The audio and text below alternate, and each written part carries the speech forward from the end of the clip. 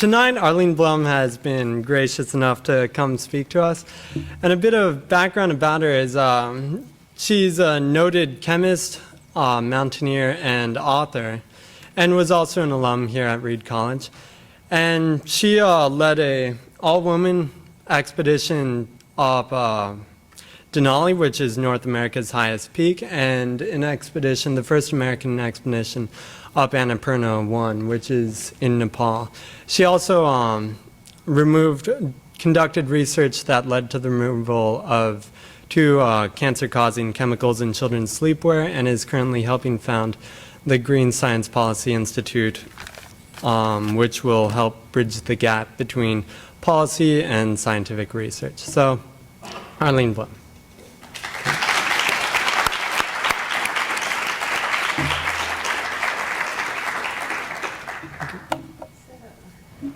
Well, a big thanks to Stephen for inviting me. I love to come back to Reed. Sometime maybe I'll get to live in Portland and climb Mount Hood as often as I want again, because my life of molecules and mountains began here at Reed. And I should have brought a copy of my memoir to hold up. Oh, there's a picture.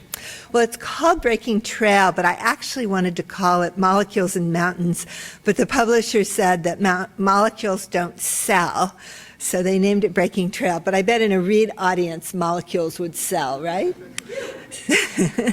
Okay, so maybe we should turn off some of the lights so we can see the pictures more. And I'll start back when I was quite young in Chicago. In Breaking Trail, I try to figure out how I got from Chicago to leading hard Himalayan expeditions. And well, Reed was the big step on the way, but in writing Breaking Trail, I tried to figure out how my very challenging childhood gave me the skills that I needed to climb high mountains. Let's see, was there going to be a light pointer at some point? Maybe. Well, if it's hard, don't worry. I think I have one. You've got one. Good.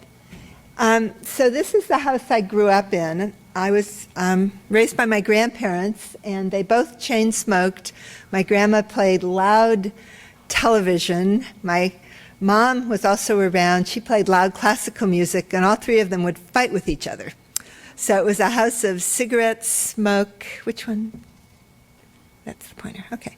Cigarette smoke, and some discord and loud sounds. And I used to run out of the house into the snow in the cold Chicago winters, and there was nothing I liked better than to be out in the snow. And so I think that could have led to I just loved being out in the snow in the cold. And my parents had been divorced when I was 3, which in those days was a really, really unusual thing. And I never met any other kid with divorced parents till I came to Reed. And both my roommates had divorced parents. I thought that was the coolest thing I'd ever seen, because I sort of felt like, gee, I'm more normal at Reed. But the other thing, the place, my freshman chemistry lab really is where it all began. That was my freshman chemistry professor, Jane Schell. She was 23, and she had a doctorate from MIT in chemistry. And as you can see, she was very attractive. She was a concert violinist. She'd played with the Portland Symphony. She thought chemistry was the coolest subject on the planet. And there were 4 girls in my freshman chemistry class, and we all got doctorates in chemistry, which says something about the importance of role models. The other important part of my freshman chemistry class was my lab partner, John Henry Hall, who was from Beaverton. He'd started climbing with the Mazamas. As you can see, he's very handsome. And late one night, he said, "Do you want to climb Mount Hood?" And I said, "Sure," because he was so handsome. And so we drove up to Timberline and started up the mountain, and I started gasping, and he later said I was gasping so loudly he didn't think I'd make it out of the parking lot. But he was very handsome, and I was very determined, and so I kept gasping. And we got up on Mount Hood, and it was the most beautiful place I'd ever been, and I fell in love with him and with climbing. And then I climbed with my Reed friends all through college, had a series of adventures. We did an expedition to the Andes. And then I went to MIT briefly, which you can read about in Breaking Trail. And then to Berkeley. This is Berkeley in the 60s, where we would climb in Yosemite, and when we couldn't climb in Yosemite, we would climb the buildings. This is the chemistry department at Berkeley.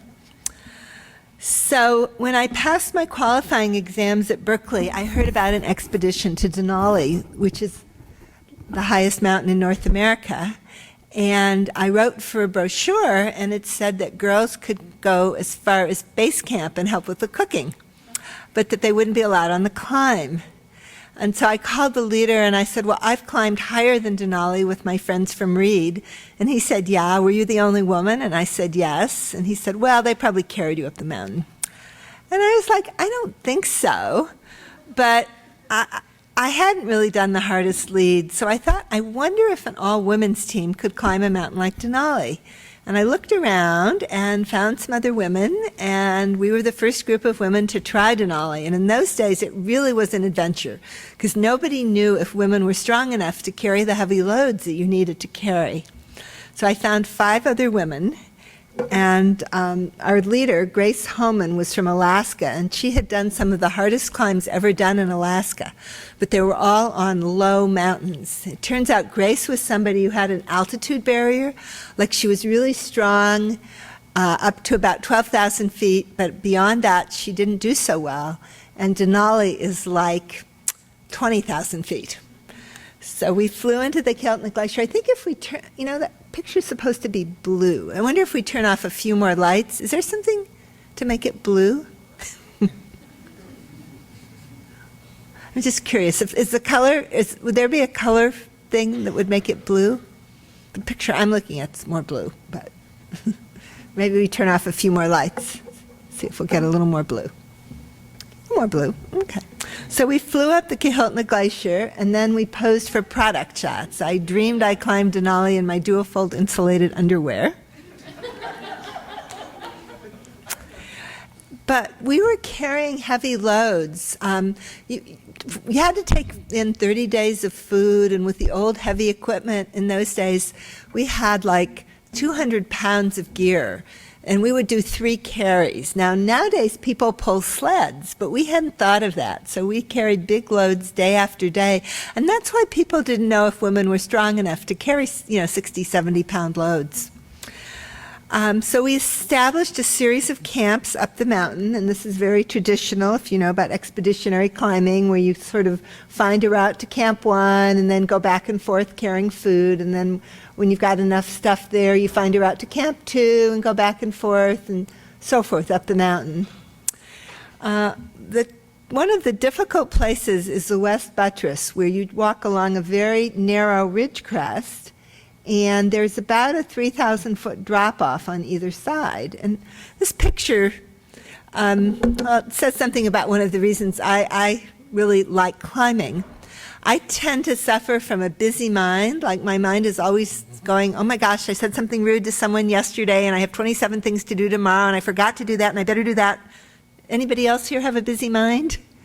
Maybe nowadays everybody has busy minds. Does anybody not have a busy mind? So when mine was so busy that my friends would always say meditate, but when I tried to meditate, I'd fall asleep. So when you're walking on a ridge like that, where you put your foot determines whether you live or die. And what do you think happens to your busy mind? It calms.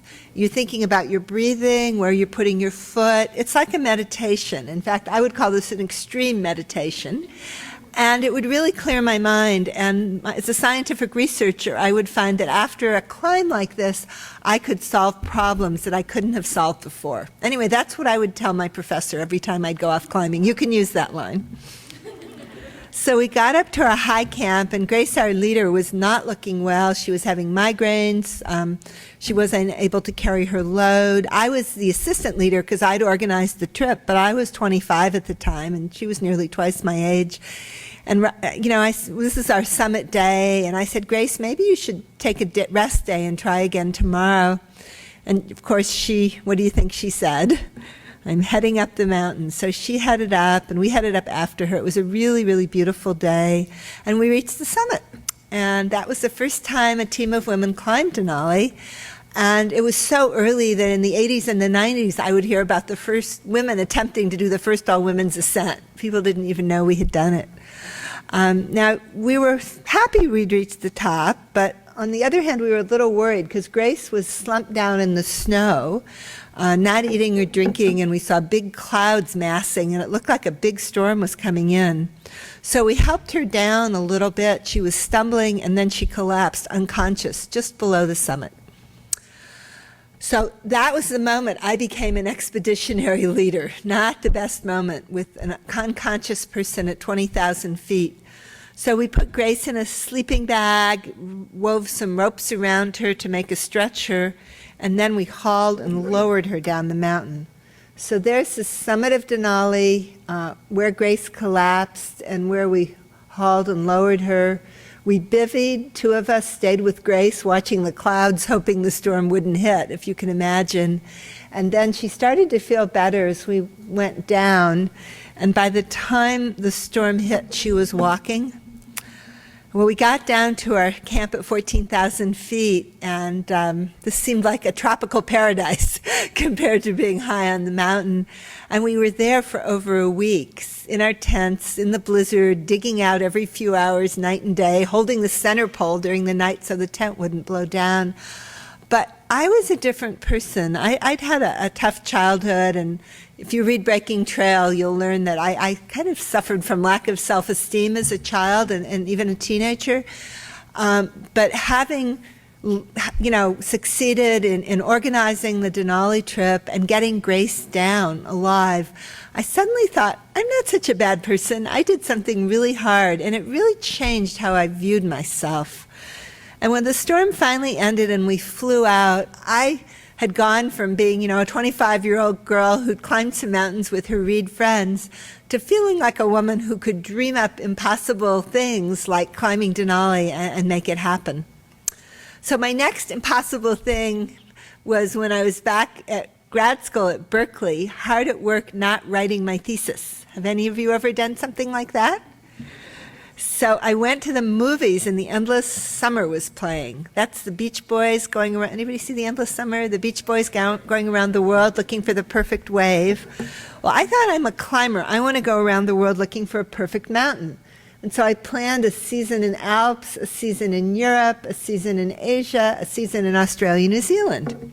And I decided that's what I would do when I got my PhD. And my thesis advisor was skeptical, but I said, I was studying a molecule called transfer RNA. I said, don't worry, I'll think about my science. I'll fly a flag that says transfer RNA from the tops of all the mountains. So this will go quickly, but I didn't have anyone to go with. So when I gave talks, I would advertise, does anybody want to go climbing around the world with me? And these 2 guys, Joel and Toby, said, sure. And we set off. Does that sound smart? Well, I'm really good friends with Joel still. Toby and I really didn't speak much after the trip, but I have to say I spoke at Reed maybe 4 years ago, so this won't happen again. And I described Toby a little bit, and after this girl came up who was a Reed sophomore, and she said, Toby's my father. I was like, oh. And then she said, yeah, he was just like you described him. So there was, once again, a Reed connection. Yeah, Toby and I had, and when I wrote Breaking Trail, I wanted everybody in the book to feel comfortable with what I'd written about it, so I sent it to everybody who was in the book.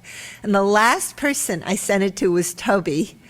And he took a while and sent it back, and I was really nervous to open his message.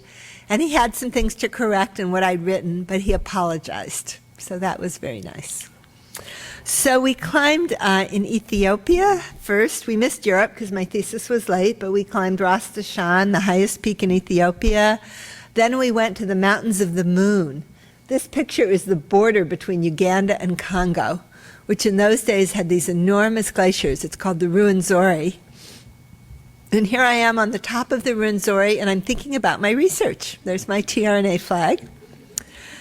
We climbed Mount Kenya, which is a technical rock climb. We went to Kilimanjaro, and we were on a really strict budget. In those days, grad students earned about $200 a month, and we had very little money. We were carrying our own loads, and a guided party was heading up Kilimanjaro and turned back, and we were keeping going. I don't know how it came up, but I said, I think I'm going to sunbathe in the summit in my bikini, and someone said, I'll give you $10 for a picture. That was a lot of money in those days, so that was my summit picture on Kilimanjaro. So we climbed Mount Demavind in Iran. We climbed in Kashmir with the Kashmir and Jammu Mountaineering and Hiking Club. And on those climbs in the Himalayas, we ended up doing a bunch of first descents. And here I am rappelling. I didn't lead the hardest ice, the guys led it. But the thing I was particularly good at was breaking trail, just plodding through deep snow. And I felt like that came from my childhood, where I wasn't allowed to do anything, like go to the beach or ride horses. And just to be allowed to do anything as a child, I had to like keep breaking trail. So I was always pretty good at that. We went to Afghanistan, where we climbed Noshak, and here I am at about 21,000 feet in Afghanistan thinking about my research. And on the day we were heading up to the summit, which is 24.5, this was pretty high. In those days, all the world's 8,000-meter peaks, that's 26,000 feet, had been climbed by men, but not a single woman had reached 8,000 meters. And there was kind of a belief that maybe women weren't strong enough to go to 8,000 meters. So on Noshak, we were going to 7,500 meters. And as I was heading up, this woman, Wanda Rutkiewicz, was heading down.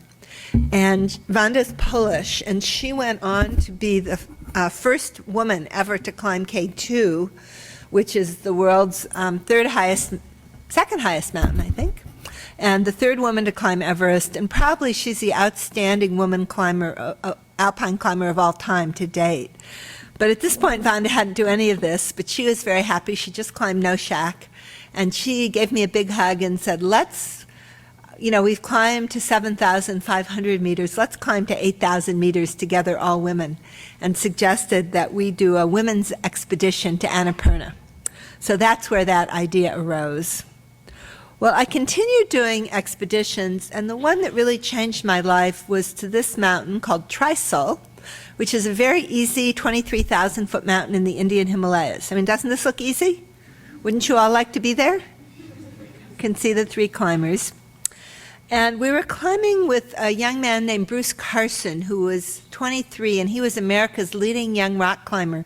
He had pioneered the idea of climbing the big cliffs in Yosemite without using pitons. Until his time, everybody drove piton. You've ever heard of a piton? Everybody drove pitons into the rock, and he came with the idea of using chalks and nuts in the cracks, and did the first grade sixes in Yosemite without pitons. And I don't know if you've heard of them, but he led people like Royal Robbins and Yvonne Chouinard up the first grade sixes. Are those familiar names still? Royal Robbins, Yvonne Chouinard. So he was an incredible climber, very young, very safety conscious, and we were all climbing this very easy mountain in the Indian Himalayas. So I got to the top. He was ahead with some friends, and I got to the top, and they said, "We think Bruce has been lost." And what happened is, the summit is where this picture is taken from, and these are Bruce's footprints, and he thought this might be a higher summit, and he walked to here, and this is a cornice where there was snow with just air under it and a 5,000-foot drop. And he broke the cornice and fell 5,000 feet to his death. And so this is Bruce at 23 when he died, which was heartbreaking. And he was a great environmentalist. This was 1975, when there weren't so many great environmentalists around. It was pretty early, and that was his life commitment. And I felt after he died that I really wanted to do something to change the world, and help the world. And so it was 1975, and someone said to me, "Our planet is being cut apart by two blades of a scissors: overpopulation in the developing world, overuse of resources, and toxic pollution in the developed world." Have things changed much? Not so much. So I was doing pretty theoretical, like physical chemistry, and I decided I wanted to do something more practical. And I went and talked to Carl Gerasi, who first synthesized oral contraceptives, Don Kennedy, who I'm still working with, who's like the honorary president of Stanford, and Bruce Ames. All of them were scientists who really cared about policy, which is now my real interest, getting more science involved in policy. And Bruce said to me, "Why don't you take a look at chemical flame retardants?" And he told me the story of a chemical called tris that was used as a flame retardant in kids' sleepwear, and it was up to 10% of the weight of the sleepwear, and it was just padded on so it would come off. And when kids wore the sleepwear, you found breakdown products from tris that were known to cause cancer in the kids' urine. Does that sound like a good situation? So Bruce and I started to write an article for Science magazine about this bad tris chemical, and then I got invited to this mountain. Who knows what mountain this is?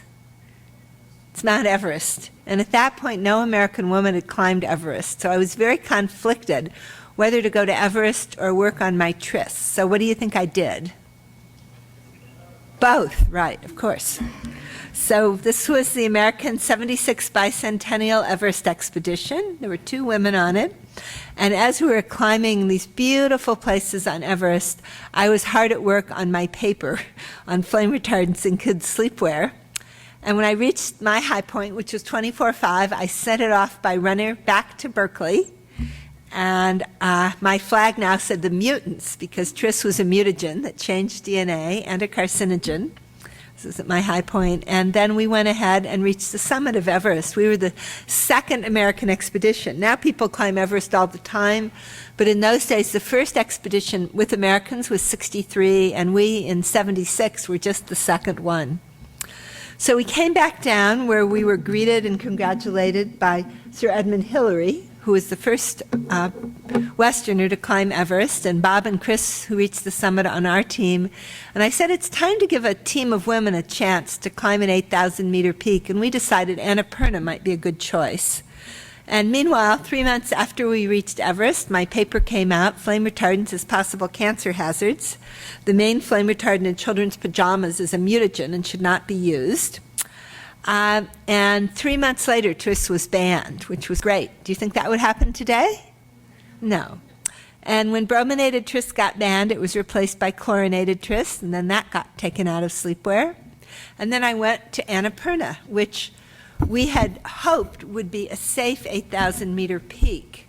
Guess what 8,000-meter peak has the highest fatality rate? Annapurna 1, yes. So it was not so safe. This is our team, ranged in age from 20 to 50. And this was 1978. And would you believe last weekend we had our Annapurna 30th reunion. And we got together with this picture and posed in the same places. And nobody had changed. Though not everybody was still with us. Several people in this picture died climbing. People who do that kind of climbing, it's a very dangerous business. And we did lose 2 of our team on Annapurna. So we needed to raise $80,000 to fund the expedition, and we raised it selling these T-shirts, which there's some MBA students at Berkeley did a really interesting marketing survey on why people bought the T-shirts. And indeed, the people from Palo Alto wore expurgated T-shirts without the slogan because they thought it was too sexist. And so it was funny at our reunion, Margie goes, I think I'm ready to wear a non-expurgated T-shirt. So we hiked into Annapurna and set up a series of camps. It was a beautiful place, incredibly gorgeous, but incredibly dangerous because of the very, very high levels of precipitation and steep climbing. So big avalanches were one of the huge problems. And then again, another high altitude meditation spot. Do you think you worry about things when you're walking on a ridge like that? So breaking trail on that ridge was very challenging and very beautiful. So we reached our Camp 3, a small place, and heard a new sound, a honk honk up in the sky, and there were flocks of geese migrating from China to India across the summit of the Annapurnas, and they raised our spirits. And so we picked a summit team, and they headed slowly up and reached the summit. It was the first time any Americans or any women climbed Annapurna. And the summit picture shows Chang, Irene, Mingma, and Vera, who took the picture, reflected in Mingma's sunglasses. They unfurled an American flag, a women's places on top flag held together by a Save the Whales pin. So let's see, I'm going the wrong way. So the word went out, the summit had been reached, everyone was really happy, And then 2 women wanted to make a second summit bid. They headed up. We didn't hear from them the night that they were supposed to get to Camp 5. We hoped it just meant their radios were broken, and then we learned they had fallen to their deaths. They never reached the high camp. So we were devastated. We'd lost our 2 dear friends on the mountain. So I then decided that trekking was really a safer way to go, and I met Indira Gandhi and told her I'd always dreamed of walking across the Himalayas, but the border regions were closed to Westerners, and she said she thought she could help. And with her help, I got a permit to walk all the way across the Himalayas, beginning in eastern Bhutan, crossing Bhutan, Sikkim, Nepal, and India, ending in Leh in Ladakh. And that was the Great Himalayan Traverse. Hugh Swift and I did that, going up and down across the grain of the land, over 19,000-foot passes, straight down river valleys. And everywhere we went, we came on a most auspicious day. So in Bhutan, the first valley, they were having their annual archery festival. The next valley, they were having their big celebration for Buddha. And people thought we were like visitors from the gods. They'd never seen foreigners in most of the places we were. So we got incredible hospitality. One day we were in Gangtok, Sikkim. The Dalai Lama was speaking in English that day. It was just like an incredible coincidence. And that's the way our whole trip seemed. The day we entered Nepal was the day of the dog, when dogs were given special marigold wreaths and little orange tikas on their foreheads. We funded the trip by having trekking groups meet us and walk with us for stretches, and I still do lead trekking groups once or twice a year. I'm going to be going to the Annapurnas this December and to Ladakh. And actually, it's funny, the woman who was on my trek in 1982 is now going on my Ladakh trip. We've reconnected 28 years later. So, and I have mailing list sign-up sheets outside. If anybody, I have kind of 2 kinds of mailing lists. One is I send out maybe 4 or 5 messages a year about adventures or whatever else is interesting. And then for people who are interested in the environment, health, and toxics, I send out more messages. So if anybody wants to know about trips, sign my mailing list. And if you want to know about science or health, write a word like science or health, and you'll get on both lists. West Nepal was really poor. We were crossing it in the winter. The weather was really bad. This is what the trails were like. Like you can see, the porter took off his shoes for traction on the trail.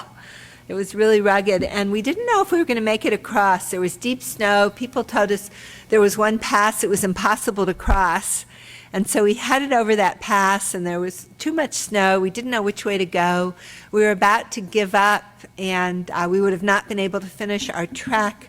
And just as we were about to turn back, 4 yaks showed up with no yak driver and broke trail for us all the way across our pass. So that was how auspicious. And in fact, a couple of times we were out of food, and both times a holy shaman appeared with a big bag of rice and just gave it to us. So we felt like our trip was quite blessed. As we walked across, I took pictures of the incredibly beautiful women of the Himalayas. They're very hardworking and just gorgeous. So we ended our trip in Ladakh, in a monastery carved in a cliff called Lama Yuro. Here we are after 10 months of walking, and I sort of wanted to turn around and walk back again. And indeed, the trip I'm going to do in June, next June, is going to begin in Lama Yuro, at the very same place where Hugh and I ended our Himalayan trek, though I don't think I can walk for 10 months this year because I have other work to do in the world. So that shows our route all the way across Bhutan, Sikkim, Nepal, and India to Lama Yuro.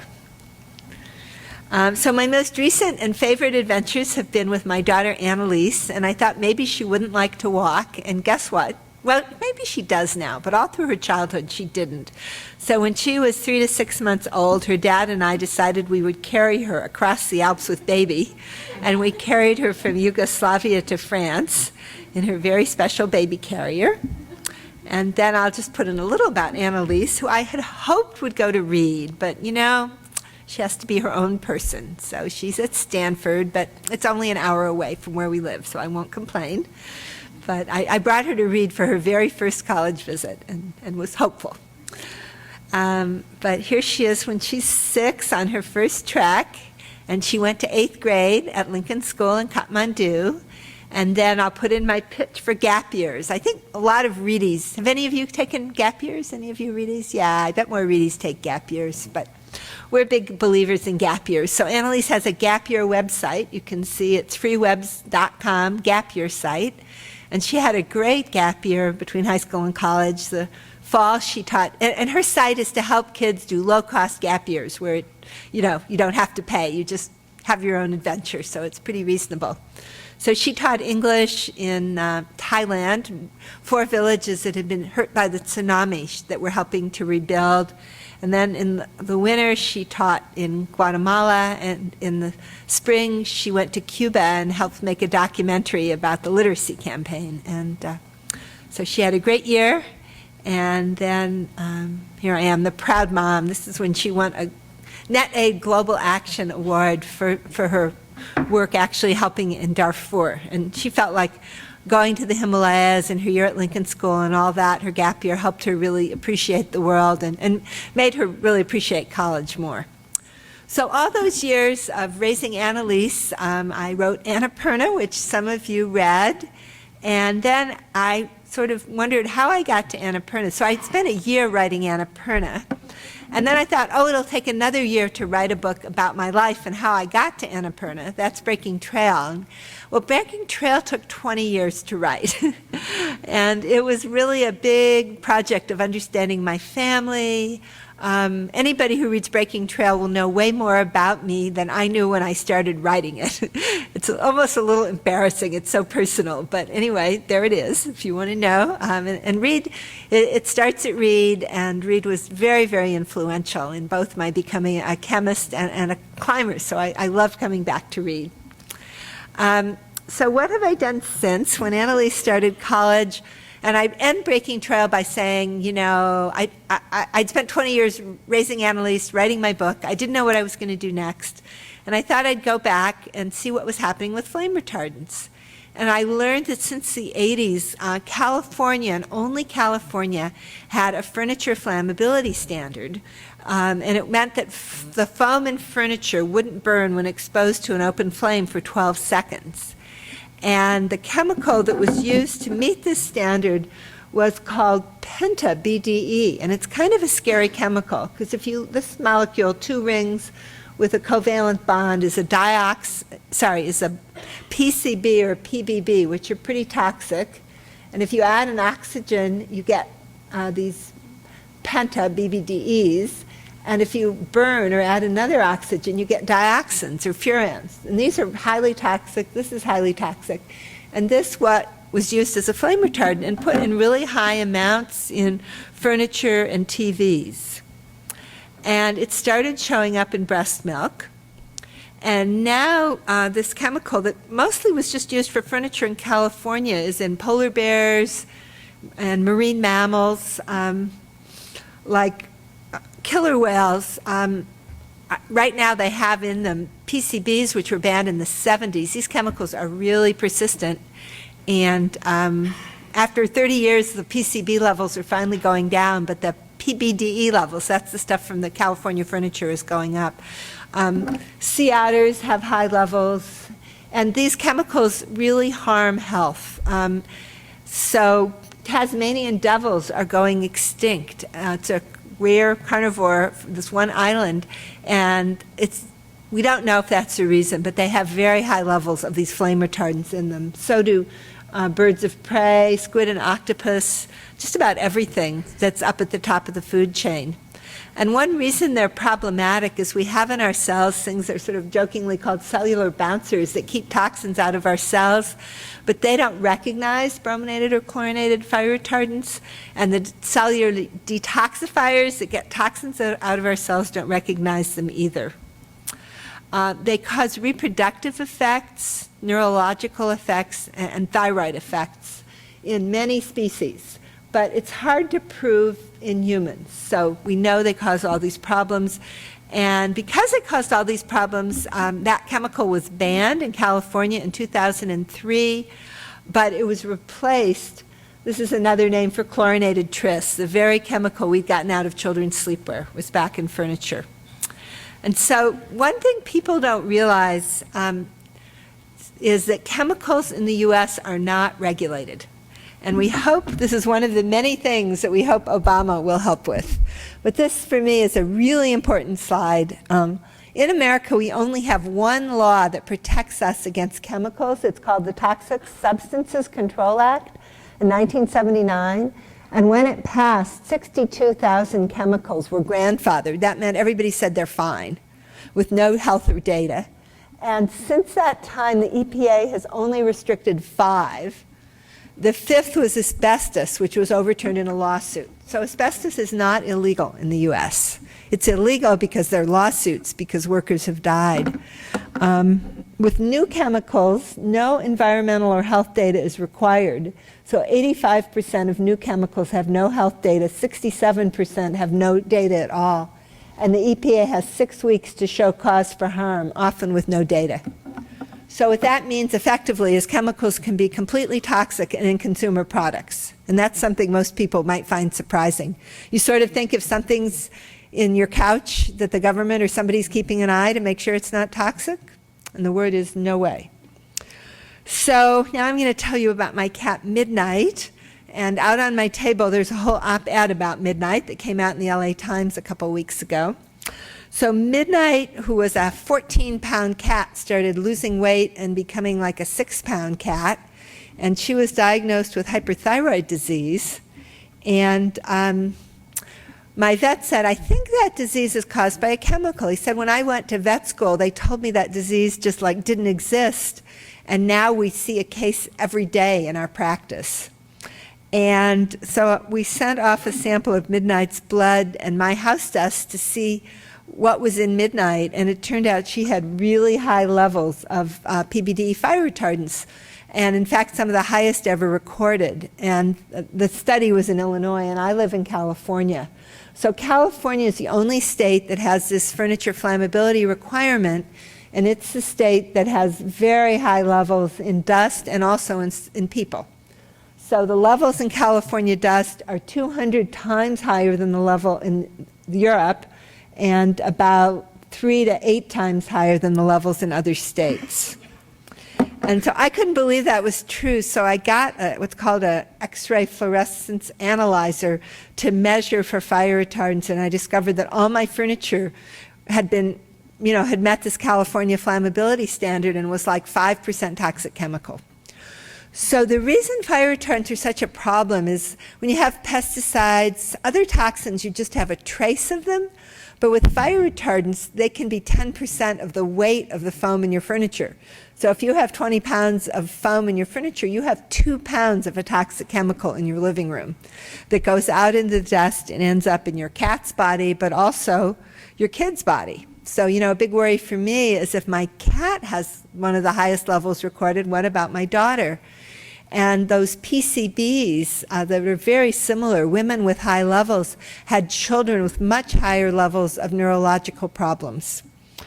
And indeed, I was been working in the EU, and the World Wildlife did a study of 3 generations, grandmothers, mothers, and daughters, for how much toxins are in their body. They're called body burden studies. And the woman who was the director of the European Environmental Agency, that's like the EPA, she and her daughters had some of the highest PBDE levels measured in the EU, but that's because they'd lived in the US. So this is a huge problem. So another big question is, what should we do with all this furniture? Because it's toxic. The chemical's definitely been declared toxic and banned. In fact, the Global POPs Treaty is now banning it. So it's considered toxic all over. But there's still a lot of toxic furniture in California and a little bit in other states, because some of the big brands like IKEA, Pottery Barn, Macy's, Penny's, they put these chemicals in all through North America because they don't just do it in California. So these PBDEs are now mostly indoors in furniture, but as time goes on, they end up outdoors, and they end up in the food supply. So we in California sponsored a bill to try to get rid of the chemicals. It started with an op-ed I wrote in the New York Times. I have copies outside. This is a couch of skulls talking about the toxics in our furniture. And the chemical industry spent $10 million stopping our bill. They had full-page ads like this in all the papers in California, TV, radio, and sadly enough, they succeeded. And the people who spent the $10 million they called themselves Californians for Fire Safety, but they're actually 3 chemical companies who make fire retardants: Albemarle, Chemtura, and Israeli Chemicals Limited. Most of the bromine comes from the Dead Sea. So the level of the Dead Sea has been going down, and all this bromine is being made into toxic fire retardants. Have these fire retardants made any difference in fire safety in California? And the answer is we don't know. But if they did, it's such a small difference you can't measure it.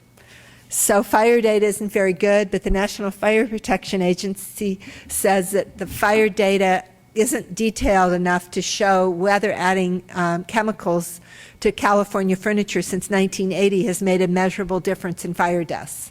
But we do know that it's in everybody in California, not to mention the killer whales and the Tasmanian devils and the whole planet, and that our grandchildren will still be dealing with it because the half-lives of some of these chemicals are up to 100 years. So that was depressing. Now we'll have some successes, achievements in reducing toxics. And we'll start with what I consider my life's greatest achievement. And maybe at the time I would have felt differently, but to me now it seems, harder and probably more important than climbing Annapurna. So a year ago Thanksgiving, not so long ago, I heard that there was a new electronic standard, international. The IEC is an international electronics commission with all the countries in the world, and they make safety standards. And if a safety standard takes maybe 10 years to make a standard, and if it passes, the whole world has to follow that standard. And there was a standard that, it's 10 years, I guess, just 6 years, but it had been proposed in 2002 and was in the final voting stage. And it was going to require all the plastic around all electronics to resist candle fires. Now, the electronics is protected against, electronic problems inside. It's only about candles on the outside. So how many candle fire deaths in computers do you think there is in a year in the U.S.? Anybody want to guess? 0.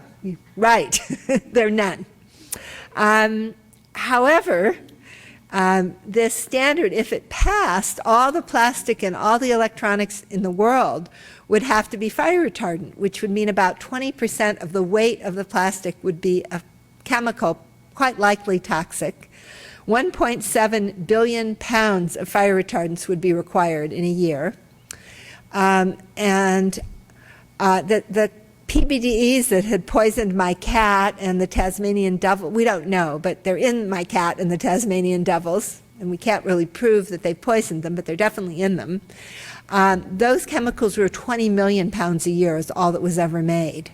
And so do you think the world needed 1.7 billion pounds of chemicals to deal with candle fires? It's like the stupidest idea you've ever heard. But who do you think would be laughing all the way to the bank? Chemtura, Albemarle, and ICU Limited. And they had, I later heard when they first proposed the standard, somebody showed me a marketing pitch internally, and the first slide was how to overcome the lack of incident fire data. So there was no fires, but they had nevertheless pushed their way. And I guess the other slide was put our people on committees and create science. And they did that. And the standard was going to pass, until then it was like passing unanimously when I heard about it last Thanksgiving. And standards are secret processes that you can't get information about. Plastic would be treated with these chemicals, and when it's treated, you can't recycle it. Like right now, say HP recycles all their plastic from computers, but if you put the fire retardants in, you can't recycle it, and when you burn it, you get toxic dioxins and furans that stay around forever. So does this sound like a good deal for the health of the world? So I said, this is ridiculous, this shouldn't happen. So I talked, actually I was just here for a meeting of the NGOs, the environmental health groups that work on fire retardants. It was here today in Portland, and a year ago I went to that meeting. It was in Boston, and they had a paper about this, and this was an NGO, and they said the process is far enough along and sufficiently isolated to preclude NGO community from influencing the standard. Like, they couldn't do anything about it. And then I talked to Underwriters Laboratory, who were like voting for the US, and they said, well, the vote's already happening, the standard's a secret, you can see it in April after it passes. So, does that sound hard? This was a vote happening in 30 countries. It's a secret, so there's no way to even know what the standard is. But I knew how bad it was. I'd been doing this work for a year, and I knew that the last thing the planet needed was 1.7 billion pounds of these chemicals, which are persistent and cause all these health problems. And so I got together with other friends, and we wrote a paper detailing all the reasons that this standard was a disaster. We got a whole group of NGOs to sign on. We got scientists, firefighters, physicians. And firefighters, for example, oppose these chemicals because firefighters have very high rates of 4 kinds of cancer, and those cancer can all be related to exposure to dioxins. And when these chemicals burn, you get dioxins. So ultimately, we succeeded in stopping that standard, the April standard, and then there were 4 more. There were 5 of these standards, and we actually stopped all of them using science. Yeah, I know, that's how I felt. And it was really taking science and bringing it into the policy arena, because what happens is there's often a lot of science, but scientists want to be objective and pure, and they keep doing their science, and then when the decisions are being made, the only people in the decision arena are the industry people who have a vested interest.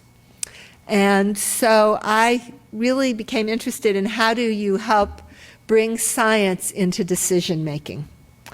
Some of the other things we succeeded in doing, it was amazing, but the Consumer Product Safety Reform Act, so that was our international work, but in Washington, D.C., we had 3 successes.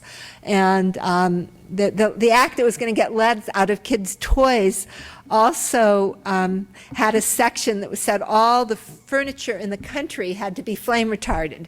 And that was because Senator Pryor, who was the chair of the committee, was from Arkansas, and the bromine industry is in Arkansas. So they stuck this little clause on saying that we have to have, and it was going to be a very severe standard. The California standard didn't do anything for furniture safety, so they were going to put in 2 or 3 times as much chemicals, like what we needed. And we actually got that defeated, and I have to say I'm very lucky. I'm best friends with the people who founded MoveOn.org, Wes Boyd and Joan Blood. You guys probably know what MoveOn is. And so they would call the senators and they'd say, our good scientist friend Arlene wants to tell you about toxics, and everybody would, all Democrats will talk to Wes and Joan because they helped them. So we got that stopped, and then we discovered the next thing, the CPSC Reform Act was requiring all children's toys to resist candle flames, and we got that stopped. And then there was proposed federal regulation, as I said, that would require huge amounts of chemicals in furniture, and we got a cost-benefit analysis done by an economist that showed that there would be, if they looked at health costs, like the cost of the cancer from the chemicals, it could be up to a $3 billion loss. So the new standard for the U.S. for furniture doesn't have any toxic chemicals in it, so we're very pleased. In California right now, we have a bed clothing standard that will require all comforters, mattress pads, and pillows to resist a candle flame. Does this sound like a good idea? Do you want these chemicals in our beds? And so we've been working to stop that. And our biggest effort, which was not successful in California, was our bill to try to get the toxic chemicals out of furniture, which, as I said, did not succeed. So good news about fire safety is fire deaths are going way down, and it's because people are smoking less. And you can't put fire retardants in all the clothes, books, computers in your house, so the chemical industry would like that. But instead of putting by the way, fire retardants don't stop fires. Like the furniture thing, it burns 12 seconds later. They just slow fires a little. And when they burn, they give off dioxin, so it's not a great deal. But doesn't it make more sense to deal with the source of ignition? And that's cigarettes and candles. And we now have safety standards, cigarettes that don't smolder but go out, and fire-safe candles. So shows what a fire-safe cigarette is. Old cigarettes, in the classic fire death scenario, somebody falls asleep, the cigarette drops down into their bed or their couch, starts a fire, and that's how the fire starts, because cigarettes will smolder for 20 or 30 minutes. They're constructed that way. But a fire-safe cigarette has these speed bumps where the paper is twice as thick. So somebody drops a cigarette, it hits the speed bump, and that's when the paper is twice as thick, oxygen can't go in to keep the cigarette burning. So the burning cigarette hits the speed bump and it goes out, no fire. Isn't that simple? Easy. And the cigarette industry, I proposed those in my paper in 1977, fire-safe cigarettes, and it is just happening in the US. I don't know if California got them 2 years ago. We've been doing it state by state. But the industry just gave up. Last October, Reynolds American announced it was too hard distributing different cigarettes to 22 states, so they're doing it all across the U.S. And the head of the National Fire Protection Association said if we'd had these 20 years ago, an estimated 15,000 lives could have been saved. So this is a huge measurable difference. While the fire retardants in the furniture, it's not big enough to measure, but you do know that the toxics are in everybody and stay around for decades. So dealing with the sources of combustion makes much more sense than adding chemicals. So do we need to fire retard toys, pillows, and computers? No. The first question really for chemicals in general is, do we need them? If we need them, we want safe ones, but often we don't need them. And fire retardants, of the few chemicals that have been banned ever in the US, fire retardants are a lot of them: PBBs, PCBs, brominated tris, halons, asbestos, PBDEs. And so we think fire retardants should be tested in advance for toxicity before going out into the world, because who's the test animals if we just put them out in the world? It's like us. We become the experimental animals.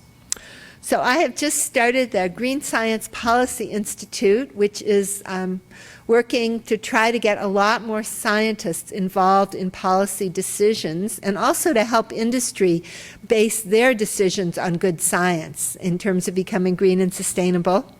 We had our first board meeting a couple of weeks ago, and we have we have Don Kennedy, who's the honorary president of Stanford, is on our board, and the heads of civil engineering at Berkeley and Stanford. We have a lot of really great scientists and lots of good research ideas. We were hoping, we saved the electronics industry billions of dollars. Like each company, to get all the chemicals to meet that candle standard, each company would have had to pay about $100 million a year. And then not being able to recycle the products would have cost them even more. So we were hoping that they might appreciate what we did and help contribute, but of course it's not happening. So we've got great science. We're trying to figure out how to do fundraising. And so that's kind of the current mountain. Not as much fun as Annapurna or climbing or doing research. But in any case, I'll just end by acknowledging so many people who helped. Like the IEC team, you can see there are people from the EU, from all around the world. And these are the NGOs. There were I think 130 non-governmental organizations all over the world that helped us defeat the IEC standard. So my concluding sentiment is that toxic chemicals could be as threatening to our world as climate change, but this problem is easier to solve. We don't have to change how we live. We just need more health and toxicity information about chemicals, and then we need the political will to say, do we need it? And if we don't need chemicals, let's not have them. And we can, when we need them, move to less hazardous substances. So I'm saying if anybody wants to help, we've actually been all volunteers. So if anyone's interested, if you sign my mailing list and say you're interested in volunteering or being involved, I'll send you more information, and I guess I'm listing some of my projects, so, but I'll just end now, and if people questions I can answer. So I like to end with a favorite image. As a mountain climber, we like the idea of cloud walking. And so this was on the way to Annapurna, and the Kaligandaki Valley was all full of clouds, and you could just imagine you could walk across the clouds and climb Dalaguri. So right now my ascent is an expedition, I hope, to a healthier, less toxic world. But whether it's climbing or chemistry, again, I'm so grateful to Reed College, where I had the opportunity to start doing both. So thank you so much for having me here.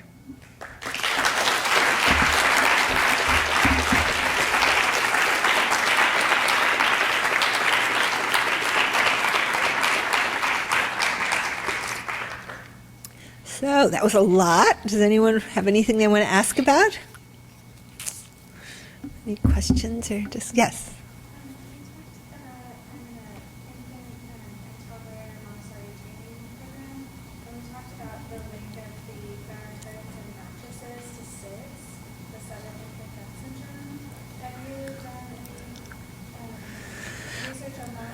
You know, I don't know about that. I will say that mattresses usually do not contain flame retardants unless they're just plain pieces of foam, because the mattress standard is really so severe. Remember, the flame retardants, they just slow a little, and the national mattress standard now is the mattress has to resist like a 20-minute blowtorch or something, and the chemicals won't even work. So they use a barrier technology. So mattresses should be okay unless they're old, before they did that. Or if it's just a piece of foam, well, you're in Oregon, it should be okay. If it's California, it's bad. And I've actually noticed in Oregon, we have a standard called TB117, and if you look at your furniture, if it says complies with TB117, it's probably bad. I've seen furniture in California that says does not comply with TB117. So, but usually, if it doesn't say, it's probably fine.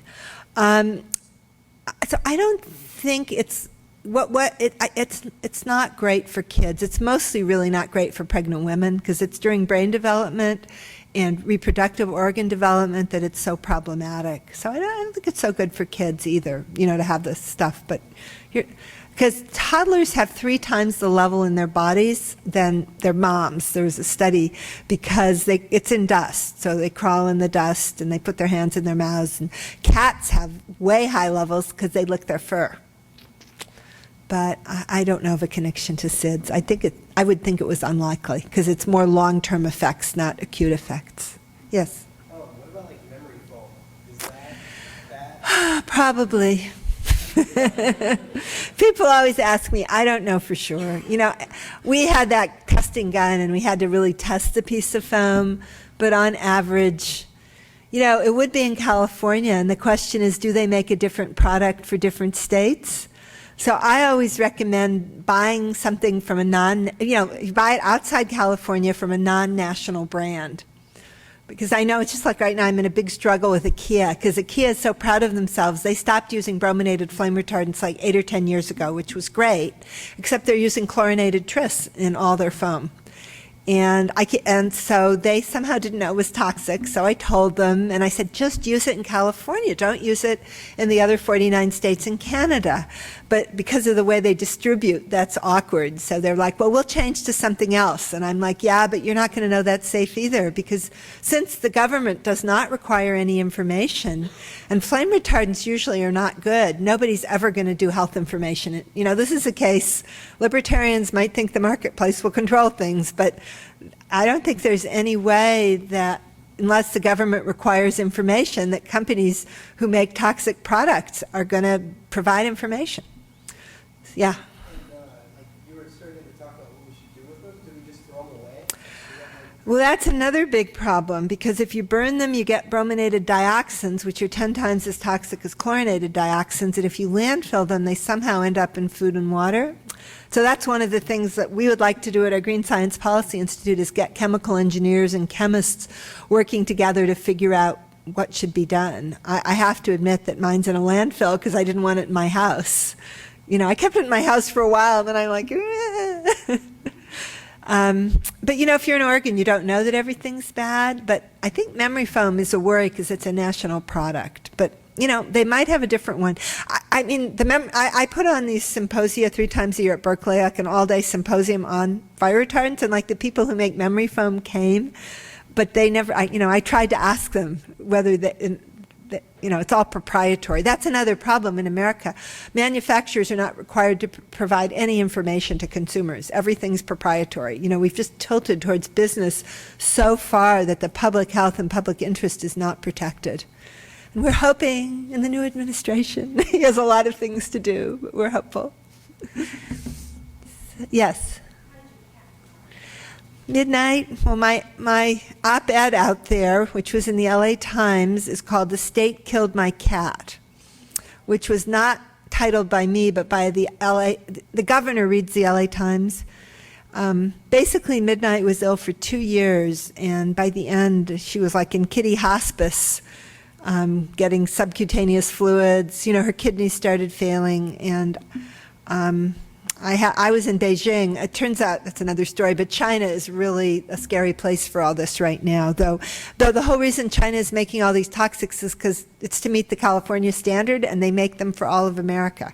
So if we would have succeeded, we were like 1 vote from stopping the California standard.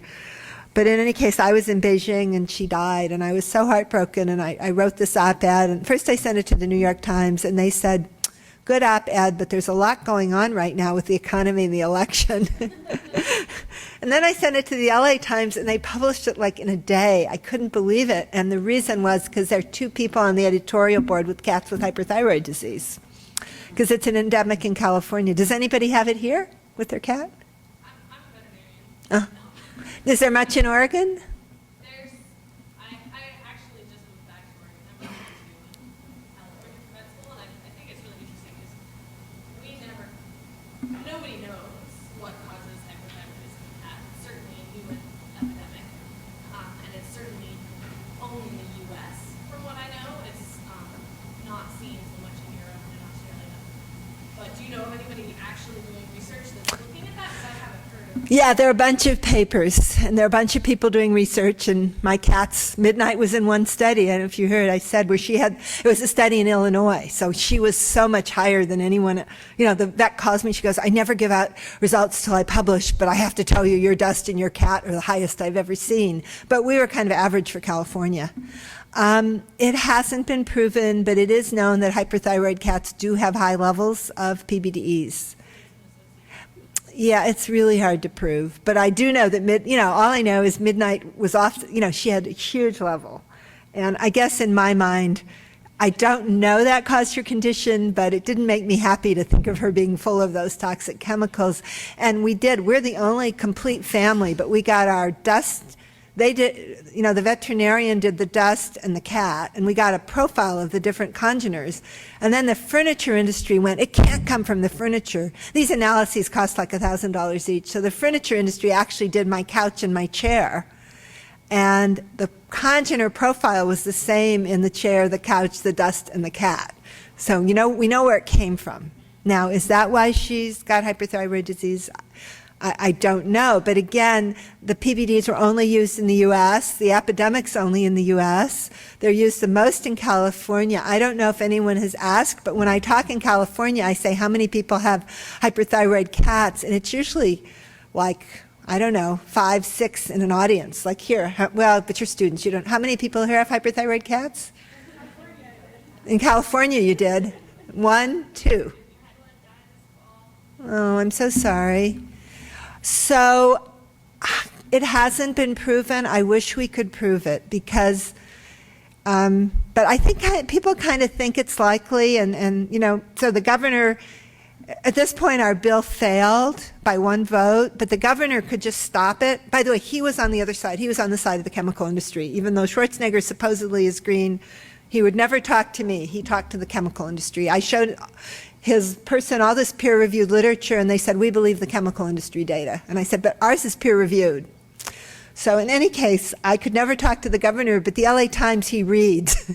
And the editors there named I called my cat was Midnight. I called it Midnight's Legacy, and they called it "The State Killed My Cat."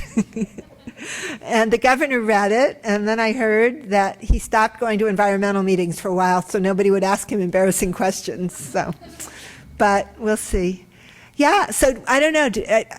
Do people think it's PBDs or not really? I haven't heard that. Oh, a lot of people think so. I could, if you send me an email, I could send you some papers suggestive, but not proving. Yeah, there was one paper showing, well, it's endocrine disruptors. There's endocrine disruptors inside the lining of cans, and PBDs are. Oh, yeah, no, there's a new, not that new paper anymore. A lot of people are studying it, but it's so hard to prove. I just wish somebody would do epidemiology. Are the levels really higher in California? That would be really interesting. You know, like through some big vet hospital or something. Anyway. Okay, great. Any more questions? Yes. Thank you, Dr. Blum. That was a great talk. I was curious if you knew anything about the seats and stuff in automobiles. Well, airplanes and cars do use flame retardants. And it's really hard to find out what they use.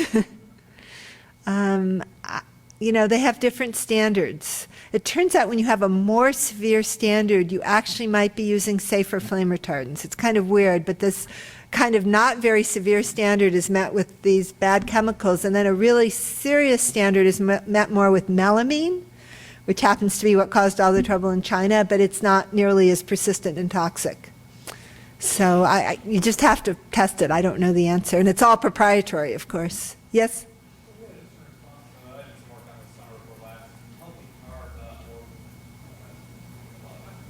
On what's in it? Chemicals in cars. So do they say what the flame retardants are? It's basically use the same XRF analyzer that you use, so all that data is up. Oh, okay. Yeah, I think it's people from Michigan who, they were at the meeting I was at today, and they unfortunately, you know, if you just do the surface, you don't know that. I was telling them that they need to, I was talking to people who do it because they need to actually cut it open and look at the foam. I mean, if you get a positive, you know it's bad, but if you get a negative, it may not mean anything because the XRF only measures a very thin level. So I took apart a lot of furniture, and sometimes it would measure nothing on the surface, but if there was layers of down around, you know, you could have a zero measurement on the surface and have a really toxic cushion in the middle. So it's kind of, if it's bad, but if it's good, you don't know, unless they go to the foam, but maybe they will. Yes? In your green science policy group, are you looking at all at nanoscience and nanotechnology? Not yet. I mean, that's a really, really important area, but we aren't at the moment. We're working on toxic chemicals. We have a lot of great research, like end of life, you know, for all of our TVs. I mean, only American TVs are treated with fire retardants, and with the conversion from analog to digital, there's a whole wave of TVs being junked, and nobody knows what to do with the plastic. So we're you know, we have 3 or 4 questions. We're interested in alternatives, how you define and move to healthier alternative chemicals or processes. End of life, what do you do with treated toxics? And then closed circle. So there's like we have all this great science without funding. You know, I was really disappointed because I thought we saved the electronics industry billions of dollars. Maybe each company could give us like one person's salary a year, which is like $200,000, 10 companies, and would fund research. But they might contribute, but only for future things that apply directly to their bottom line. But I'll just tell you this one great project. This is a guy at Stanford. He has a system of microbes. You know, normally like refuge, trash, you know, it kind of goes through, it either is landfilled or they try to purify it and they get out some bad water and, you know, not great water, and methane, which is a really potent climate change gas. And so he has really called, I can't remember what you call them, but really cool bacteria that eat everything up. So he comes up with clean water, and he takes his methane and cycles it around and makes bioplastic. So you don't get the greenhouse, it's so amazing. You don't get the greenhouse gas, so it helps with climate change. He gets rid of the toxics and you get good water. And you end up with bioplastic, which doesn't make big masses of plastic in the middle of the ocean, which you've probably all heard about. So, and he has a bunch of patents. In Singapore, they're doing it. In China, they're doing it. He said Singapore said they'd fund all his research, but he doesn't really want to give it to Singapore. And we hope it changes, but right now he can't get funding in America. So, but those are the kinds of visionary things, that our world needs. And so that's kind of where we're focusing on trying to take that. And also getting scientists to talk in the legislature, because decisions I discovered, I didn't tell you all, but I was able to be successful in 8 big campaigns in 2 years. I didn't do science, by the way, from 1980 till 2006 when my daughter started college, and I thought, I don't know anything, but the Reed College training I got as a scientist just came right back. And the chemical industry spent millions and millions, and I was almost always successful, and it was because I was a scientist who was really willing to go into the legislative process. And so we want to encourage more scientists to not only do the research, but to take the research and bring it into legislation. And I think, that scientists like to be kind of pure and impartial and not really get involved with politics, but I think we really need them, because otherwise only lobbyists get involved, and that's not to the public interest. So that's what we're hoping to do. We had our first board meeting, and we're, just getting started. If anybody signs your mailing address, I'm doing a little, can't tell you, but I actually have something very wonderful and exciting happened. It's a secret till December 2nd, but I'm sending out a mailing. If anyone writes your home mailing address down, I'll put you on the list, and you'll get my exciting December 2nd mailing. So, anyways, so see how Reedies end up doing all these strange different things in their lives, right? But yeah, so I told my daughter that she was going to major in history, but she actually listened to me. So she's interested in political science or history, but she's going to do environmental engineering. So I'm very happy. So, okay, well, I think that's all the questions. One more? Yes.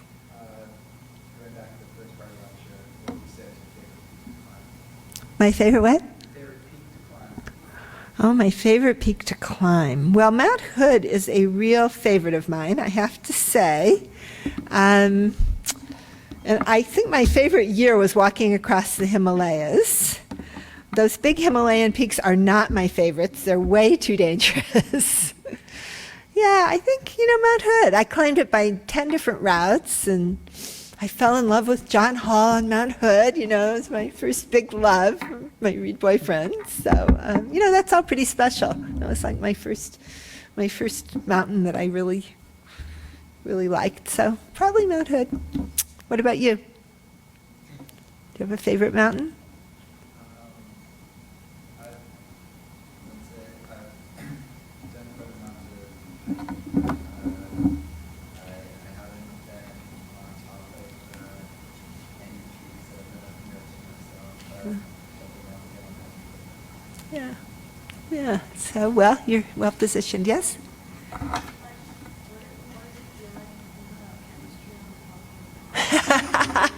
Good question. What does it feel? Well, you know what? I didn't really think about chemistry very much. Thought I got to get this flag out to send to my thesis advisor. Yeah. Yes? Do you have difficulties with the logistics of Annapurna? Well, All your stuff there? yeah, it's a challenge, but we did it. Yeah, and then nowadays people do more simple models. Oh, the other thing I can tell you that's kind of cool, we had our 30th anniversary. Did I say that last weekend? Yeah, so that was neat, because that's what we were talking about. Because like one of our climbers, Annie, she does these really hard alpine style ascents, and talked about how different logistics is nowadays than it was then. So I saw one more question. Yes. yeah, have you climbed any 14ers in Colorado? Oh yeah, I lived there for a while and climbed most of them. Yeah, I enjoy them. Have you? Yeah, they're nice. You get to hike. Too many people, though. I like 13ers better.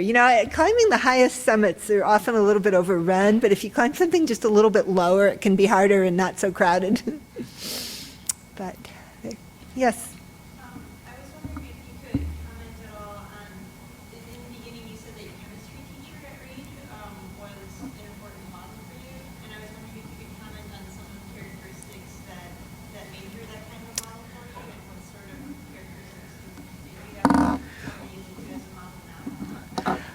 Well, in those days, it was really unusual for women to be chemists. So having, she was like charming and beautiful and loved chemistry and taught so well, and it just seemed so clear that women could be chemists. And I don't know, I did summer research for her the summer between my freshman and sophomore year.